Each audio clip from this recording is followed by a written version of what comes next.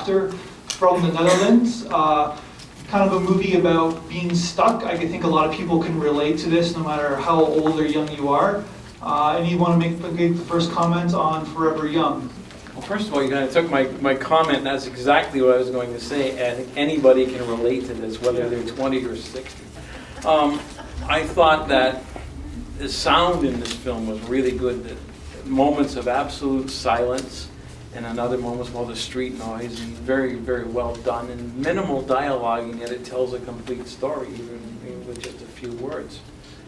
So very, very well done. It's almost like how I got when I watched this film. It's almost like the stockings are the metaphor for this character. Like, it's like how her stockings are being all in disarray. I've never worn stockings, so I don't know how they are. But it's almost like they're in disarray, and she didn't take them all off. She put them back on. Like she's still in stuck mode. It's kind of a sad ending to it. Yeah, it's almost like no matter what age you are, pride generally gets the best out of us, right? Like. A lot of times people are trying to help us and we don't want to accept that help because we want, you know what I mean, for various reasons. I think visually, my favorite part of that short film was the stark contrast between her in her sequins and metallic shirt and the sort of daylight, almost not quite muted, but the daylight solid colors and the backdrop of the park and the city. I thought that was very visually interesting because it very much painted her as being alone, even though she was coming from places being surrounded by people. Yeah, 100%, yeah.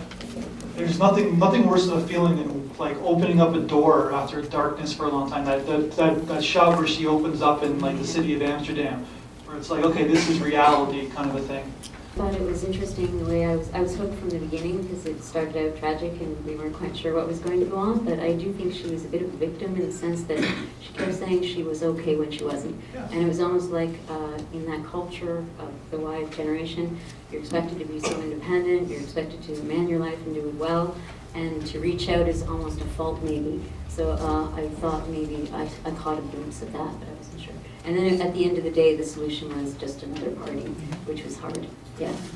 Yeah, we go in circles. It's like a lot of us can relate with that, especially like after you finish school or whatever. So. Yeah, and I didn't agree with your comment about the wound that it was stuck there. I thought that was just a real essence of pain in this young girl, and she couldn't actually pull that netting off because I do wear stockings, and it was actually a real moment when she was in real pain. And the first time we were kind of seeing her vulnerability that she had held back for so long, that's when she was really vulnerable. And then she cancels her mom and decides to kind of buck up, and here I go again, she's putting those ripped stockings on, which I thought was very symbolic.